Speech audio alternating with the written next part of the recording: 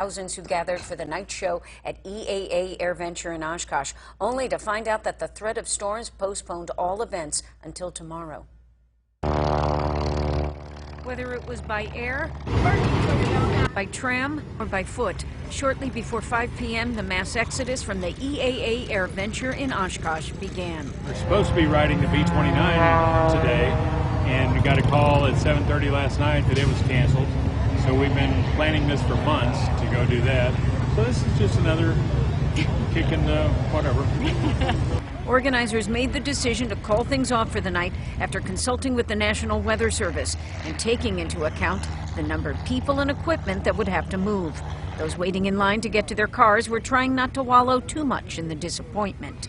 I mean, the air show is great as it is, but it's another thing that we come to watch and we don't get to see it. A lot of people have hunkered down, they've gone to their campgrounds, so they are trying to find other safer places to be.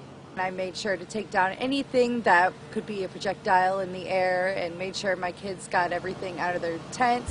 Whitman Airport reopened to allow for departures for as long as practical between 5 and 8 p.m.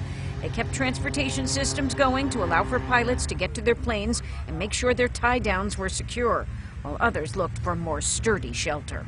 But I managed to find a place in a hangar for my airplane, and I'm very happy about that. I can sleep well tonight knowing my airplane is under cover. And late word tonight is the Red Cross has set up an emergency evacuation center with plenty of water and power for folks from the EAA Airventure. It is set up at 1212 South Main Street.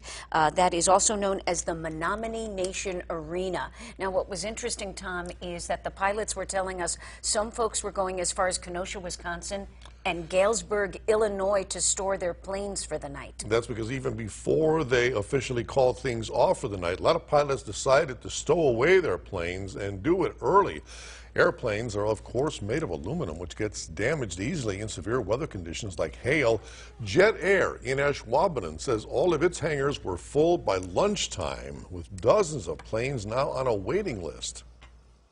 I had one gentleman call me this morning, and he said, I've called every airport within 100 miles, and he said, you're my last hope. And I said, well, we'll put you on the list, but we've already got 13 ahead of you. And EAA says it will honor wristbands from today to get into the activities tomorrow, which were postponed tonight. An update.